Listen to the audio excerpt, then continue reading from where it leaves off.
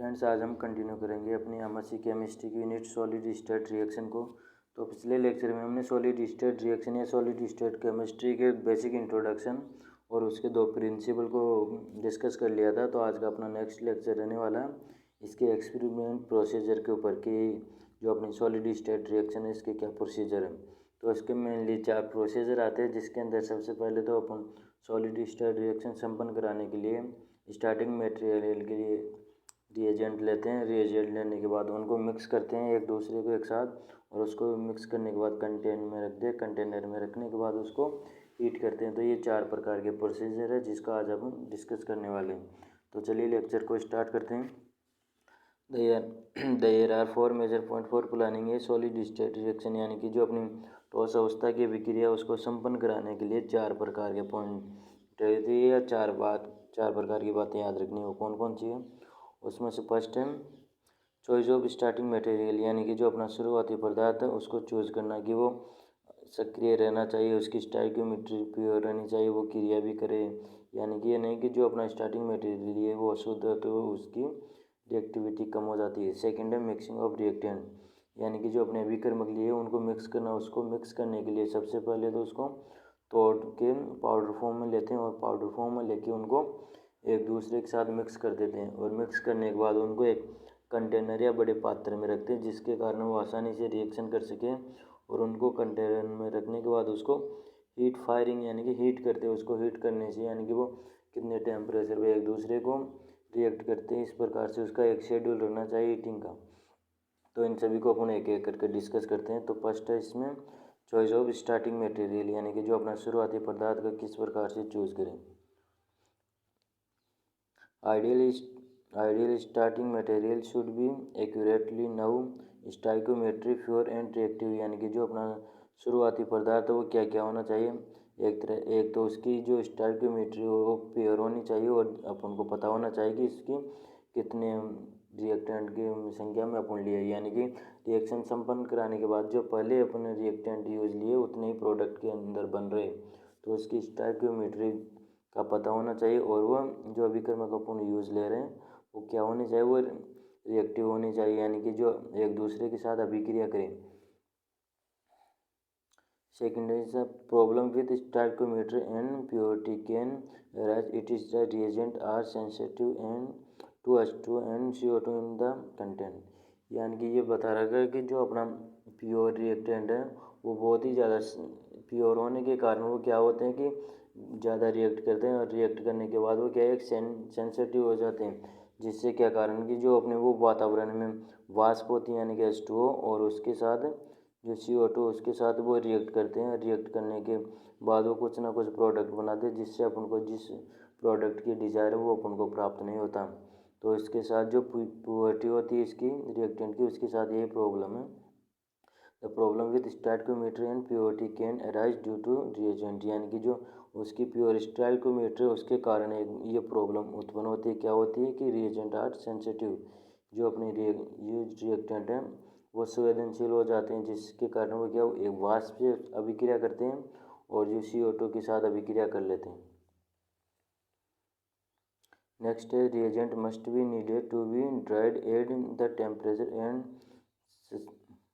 Subsequently kept in desiccator, यानी कि जो अपने रिएक्टेंट है उसको क्या करना चाहिए कि उनको सबसे पहले तो उसको ड्राई करना चाहिए, यानी कि उसको सुखाना चाहिए किसी निश्चित टेम्परेचर, और उसको एक ही सब्सिक्वेंटली उसको किसके अंदर एक डेसिकेटर के अंदर रखने चाहिए कुछ समय के लिए।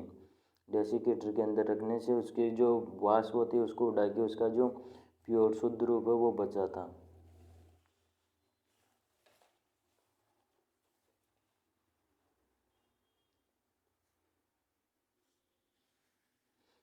तो इसका एग्जांपल क्या है कि फॉर सिंथेसिस ऑफ MgAl2O4, यानी कि जो अपना MgAl2O4 के सिंथेसिस यानी कि इसके संश्लेषण के इनके बनाने के लिए क्या करते हैं कि MgO and Al2O3 would be starting material to use, यानी कि MgAl2O4 बनाने के लिए जो अपना प्रोडक्ट है सॉलिड स्टेट रिएक्शन का, इसको बनाने के लिए अपन शुरुआती पदार्थ के अंदर एक तो MgO एंड Al2O3 को एक शुरुआती रिएक्टेंट के रूप के अंदर अपन यूज करते हैं।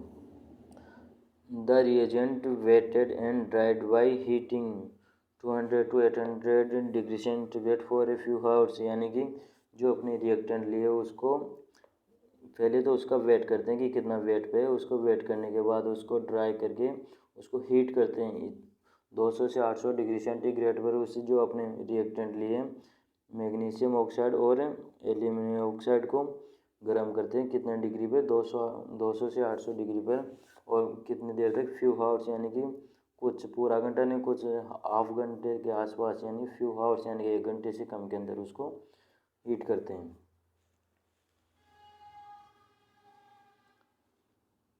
सेकंड है अपना मिक्सिंग ऑफ रिएक्टेंट, यानी कि जो अपने रिएक्टेंट है, जो शुरुआती पदार्थ है, उनको बाद में मिक्स करते हैं। मिक्स करने में कौन कौन से है कि for solid state reaction it is essential to being particle of reactant into contact, यानी कि जो अपनी सॉलिड स्टेट रिएक्शन है उसको संपन्न कराने के लिए क्या आवश्यक है कि जो उसके पार्टिकल है या जो रिएक्टेंट है वो एक दूसरे के पास संपर्क में आने चाहिए, क्योंकि वो संपर्क में आएंगे तभी तो एक दूसरे से रिएक्ट करेंगे।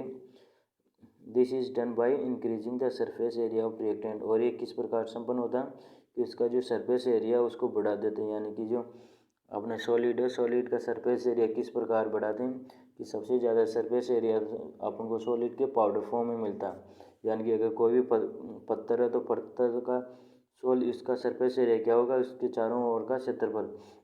और यदि उस पत्थर को पीस के उसका चूर्ण बना देंगे तो उसके जो प्रत्येक पार्टिकल का सरफेस एरिया लेंगे तो उसका क्या सरफेस एरिया बढ़ जाएगा। तो इस प्रकार से जितना ज़्यादा सरफेस एरिया होगा उतना ही वो ज़्यादा रिएक्ट करेगा। नेक्स्ट है this can be done generally using A ball milling and A motor pastel, यानी कि जो अपने इसको सरफेस एरिया को बढ़ाते हैं वो किस प्रकार से बढ़ाते हैं, ये 2 प्रकार के मेथड यूज करते हैं। फर्स्ट वाला है बॉल मिलिंग और सेकंड है मोटार पेस्टल, यानी कि 2 प्रकार की विधियों द्वारा अपन उसके सॉलिड के जो एरिया उसको उसके क्षेत्रफल को बढ़ा देते हैं, या एक तरह से कहें कि उसको ठोस पदार्थ को अपन चूर्ण के रूप में बदल देते हैं। तो बॉल मिलिंग में क्या होता है कि ball milling A best method for doing this, यानी कि जो ये चूर्ण बनाने के लिए जो सबसे उपयोगी है, अच्छा तरीका है वो कौन सा है, बॉल मिलिंग। बॉल मिलिंग में क्या होता है कि एक कोई भी कंटेनर होता है और कंटेनर के अंदर अपन वो जैसे कि चौक डाल दिए, चौक के अंदर एक बॉल डाल दिए लोहे की और उसको राउंड करेंगे तो वो जो लोहे की या भारी बॉल है तो उस चौक को पीस देगी। पीसने के बाद वो अपन जो चौक है वो चूर्ण के फॉर्म में मिल जाएगी। तो इसी प्रकार बॉल मिलिंग में भी ये होता है। तो ball milling A best method for doing this in which the mixture of reactant is placed inside the rotating container together with a number of ball example एलिग्रेट, यानी कि इसमें क्या होता है कि जो अपने रिएक्टेंट है उसको एक कंटेनर के अंदर रख देते हैं। किसके साथ रखते हैं, एक नंबर ऑफ बॉल, यानी कि एक कोई गेंद होती है किसी मेटल की जो भारी होने के कारण, और वो जो कंटेनर होता है वो कौन सा होता है, रोटेटर होता है, यानी कि वो चारों तरफ घूमता है। यानी कि घूमने के कारण जो बॉल भी घूमेगी और वो मिक्सर भी घूमेगा, तो वो जो उसके ठोस पदार्थ के कारण वो बॉल से टकरा टकरा के छोटे छोटे पीस में हो जाएंगे। और वो बॉल कौन सी होती है, एगेट्स बॉल कहलाती है, वो जो इसमें यूज लेते हैं। Next the container is then rotate for a period of time, यानी कि जो अपना कंटेनर है जिसके अंदर वो बॉल और वो अपने स्टार्टिंग मटेरियल रिएक्टेंट रखे हुए नहीं थे उनको कुछ समय के लिए उसको रोटेट कराते हैं। रोटेट कराने के बाद क्या होता है, the agates ball is the radius of average size of particles, यानी कि जो अपने ठोस पदार्थ है, ठोस को जो उस कंटेनर के अंदर जो बॉल रखी हुई होती है वो रिएक्टेंट को उसके एवरेज साइज यानी कि छोटे छोटे कणों के अंदर वो रेड्यूस यानी कि कम कर देती है, तोड़ देती है। तो थर्ड वाला इसमें अपने सॉलिड स्टेट के जो प्रोसीजर में थर्ड वाला पॉइंट है वो कंटेनर, कि अपना कंटेनर कैसा होना चाहिए, किस प्रकार कि सबसे पहले तो कंटेनर यही होना चाहिए कि जो अपने पदार्थ रखते हो, अगर पदार्थों को या रिएक्टेंट को अगर कंटेनर में रखे वो कंटेनर ही उन पदार्थों से रिएक्ट करेंगे तो अपन को सही तरीके से रिएक्शन संपन्न नहीं हो पाएगी। तो इसलिए सबसे पहले तो अपना जो कंटेनर क्या होना चाहिए, वो इनर्ट होना चाहिए, यानी कि वो जो पदार्थ होते हैं इनसे अभिक्रिया नहीं करें। ये तो देखिए, तो primary rememberable for the container is the must be inert, यानी कि शुरुआत में तो यही होना चाहिए कि जो अपना कंटेनर होना चाहिए वो क्या होना चाहिए, इनर्ट होना चाहिए, यानी कि अक्रिय होना चाहिए। That should not be react with sample, यानी कि जो अपना सैंपल या नमूना होता उसके साथ क्रिया नहीं करें। फ्रीक्वेंटली यूज इनर्ट कंटेनर, यानी कि ये कौन कौन से कंटेनर यूज़ किए जाते हैं उसके एग्जाम्पल हैं। For oxidize are boats and crucible, यानी कि जो कंटेनर है कुर्सिबल जैसे कौन कौन से यूज़ किए जाते हैं। तो एक तो प्लेटिनम का एक AU का कुर्सिबल यूज लेते हैं, जिसके अंदर ये अपन को सॉलिड स्टेट के जो रिएक्टेंट हैं उनको इसके अंदर मिक्स करते हैं। तो प्लेटिनम वाला क्या होता है, प्लेटिनम वाला इनर्ट तो होता है कि नीचे रिएक्ट नहीं करता, लेकिन ये क्या होता है कि ये जो लिथियम ऑक्साइड है उसके साथ क्रिया कर लेता है, तो इसलिए ये एक तरह से ये प्योर तरीके से अच्छा कंटेनर नहीं है। लेकिन जो AU है हमारा, AU का कंटेनर है, तो वो क्या होता है, ये प्लेटिनम का कंटेनर है, इससे भी अच्छा इनर्ट होता है, इससे भी सही अक्रिय होता है, क्योंकि ये लिथियम ऑक्साइड से भी क्रिया नहीं करता। नेक्स्ट है इसमें अपना फायरिंग शेड्यूल की, इसका जो हीटिंग शेड्यूल क्या होना चाहिए। डिजाइन हीटिंग शेड्यूल शुड, यानी कि जो अपना हीटिंग शेड्यूल किस प्रकार से डिजाइन किया होना चाहिए। फर्स्ट वाला क्यूज स्मूथ डिकम्पोजिशन, यानी कि जो इसका डिकम्पोजिशन होता है वो आसान होना चाहिए। अवॉइड मेल्टिंग एंड वेलेजिजेशन, यानी कि वेपराइजेशन, यानी कि जो अपना जो कंटेनर होता है ये पदार्थ उसको मेल्ट नहीं करे और उसको वाष्प नहीं बनाए। Apply temperature at which the with the reactant red together, यानी कि कितना टेम्परेचर उसके अंदर डालना चाहिए, अप्लाई करना चाहिए कि जिसके अंदर जो अपने रिएक्टेंट है वो एक दूसरे के साथ क्या करें, अभिक्रिया कर लें। The heating program to be use depend to the large extent on the form the reactivity of the reactant, यानी कि जो अपना हीटिंग प्रोग्राम होता है वो सबसे महत्वपूर्ण रूप से जो अपने रिएक्टेंट है उसी की रिएक्टिविटी के ऊपर निर्भर करता है, यानी कि कौन सा पदार्थ कितने डिग्री सेंटीग्रेड के ऊपर रिएक्ट करता है। तो जो प्रोग्राम या हीट अपन उसको उतना ही करते हैं कि जितने पे वो रिएक्ट कर लें, क्योंकि जो अपना देखिए कि मैग्नीशियम ऑक्साइड और Al2 है ना, ये 1200 से 1300 डिग्री सेंटीग्रेड के ऊपर एक दूसरे से रिएक्ट करते हैं, और इसकी जगह अगर अपन दूसरे पदार्थ ले दूसरी रिएक्टेंट ले तो उनका जो रिएक्ट करने का टेम्परेचर वो अलग भी हो सकता है। तो इसका जो हीटिंग प्रोग्राम है वो इसके रिएक्टेंट के ऊपर ही निर्भर करता है कि उसकी क्या रिएक्टिविटी है।